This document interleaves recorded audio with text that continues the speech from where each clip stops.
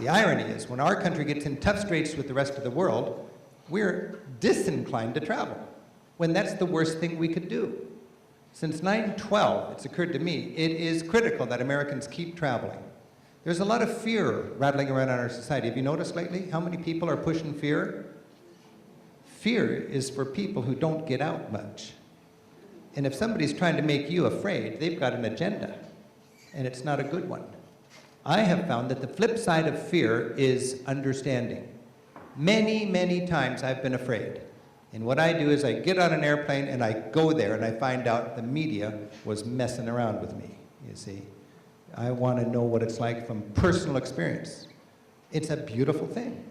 Now, when I give this talk, Travel as a Political Act, it's a little bit odd because I got the mic and I can just sort of, tell you how it is. But I'm actually I'm keenly aware of the fact that everybody, I just assume in this room, cares. No, I don't care more than other people. Everybody cares.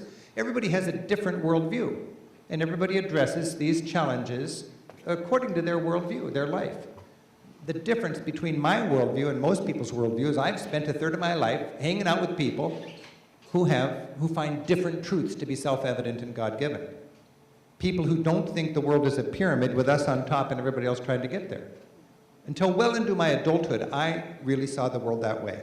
It's a pyramid, we got it figured out, everybody else is trying to do it. They've all got the American dream, but some of them just have bad governments. And I really believed until well into my adulthood that if a country didn't get it, we, because we care and we're so good, would have every right to go in and elect them a government that did understand it our way. And then I realized you travel around the world and smart people see things differently. And that's a beautiful thing. That's something to celebrate. Not to be threatened by that, but to celebrate it. So what I want to share with you today is just some ideas about how travel has shaken up my ethnocentrism and turned me from a unilateralist to an enthusiastic multilateralist. And when you hear people talking about exceptionalism, you're going to hear a lot of that coming up in political discourse in our country lately. Exceptionalism. That means this 4% of the planet, we Americans, are more exceptional than everybody else. That is dangerous thinking. To me, that is wrong thinking, and it is not what we're all about.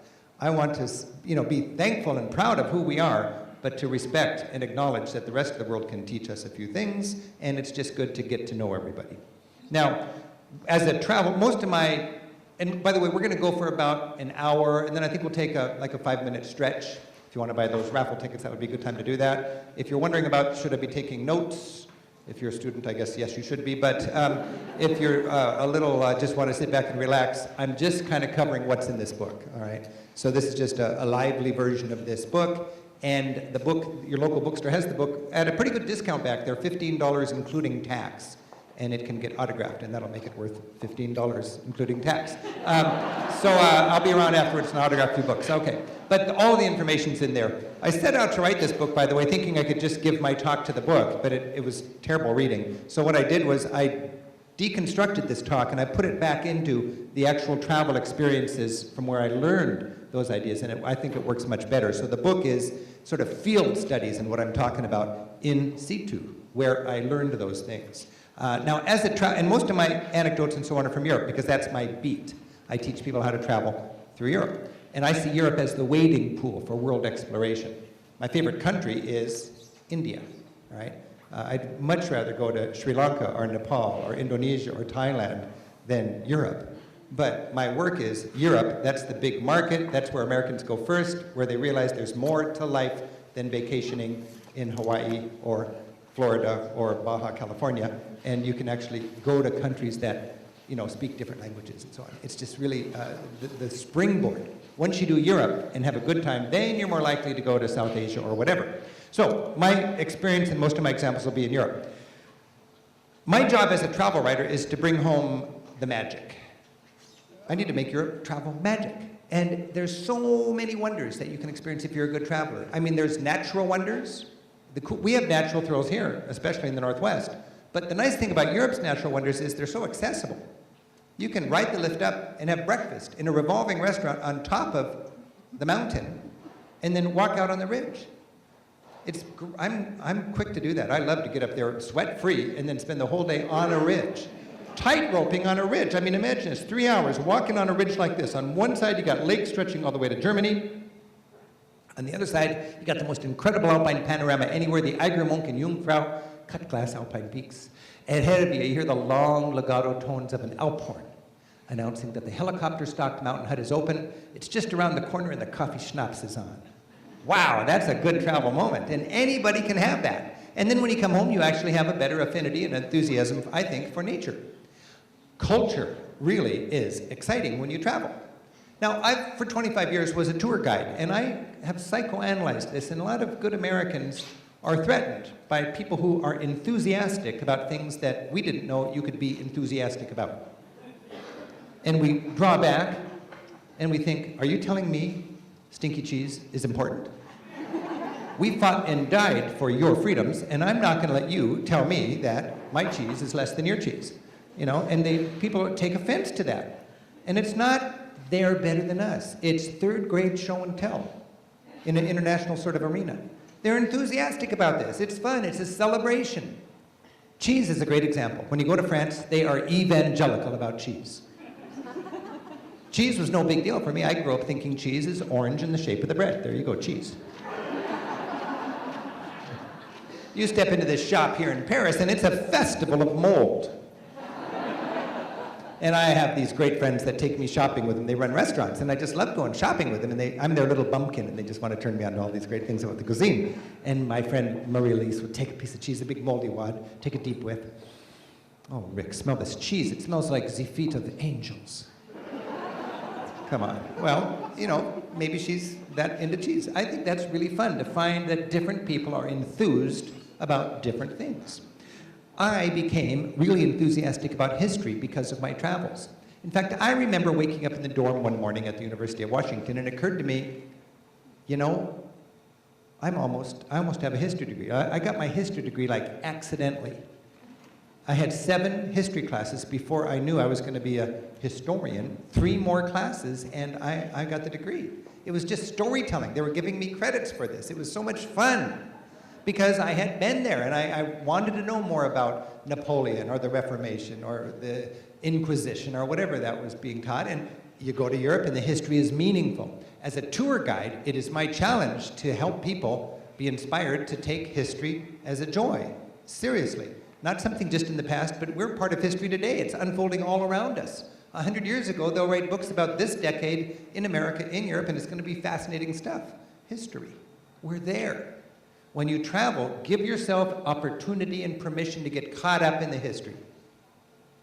An example is here in Berlin. I was in Berlin, happened to be there on opening day of their new parliament building.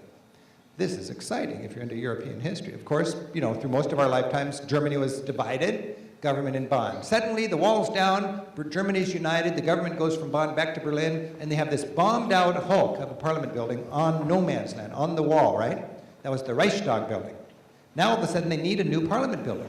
In good European style, they don't bulldoze the burned-out building. They renovate the historic building and incorporate a modern architectural element into its top.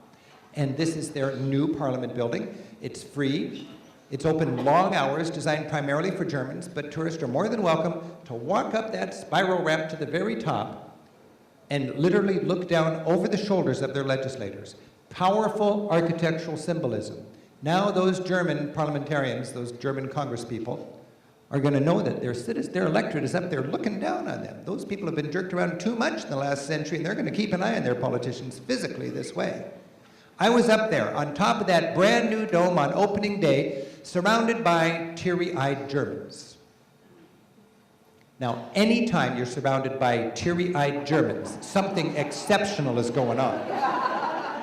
And it occurred to me, wow, this is a very important moment, a symbolic turning point in the history of a great nation. With the opening of this great new parliament building, it was the symbolic closing of an ugly chapter in the history of these people. No more division, no more war, no more communism, no more fascism. A united country with a new Capitol building, entering a new century filled with promise and hope. Wow, and most of those teary eyes were old enough to remember their city, Berlin, literally not 2 bricks standing on top of each other. I mean, from the early 50s and late 40s when it was bombed out after World War II. What an exciting place to be. And I looked around at the other American tourists up there, And none of them had a clue of how exciting it was. They were just wondering, why didn't they air condition this place properly, and where can I get a Coke, and my battery's running low. And it just saddened me. I remember thinking up there, I thought, I am living in a dumbed down society. And I just thought,